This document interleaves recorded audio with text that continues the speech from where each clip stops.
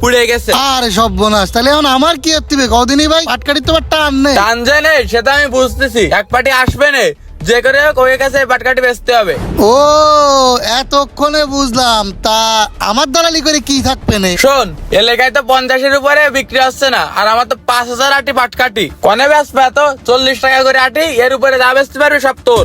ও তাহলে ঠিক আছে। ওই যে ওই পাড়ার গেরবেছিলাম যে লাইনি, সে লাইনি বুঝ করে দিবা না। এ কিরে তুই কি বাইর করলি ওইটা? আছে ওই ছেলেবেলের জিনিস, ও তুমি বুঝবা না, কথাটা মাথায় রেইনি কিন্তু। তোর বুদ্ধি আছে ভাই, মানতে হবে। আর ওরম বুদ্ধি থাকলে জীবনে কাজ করে খাওয়া লাগবে না।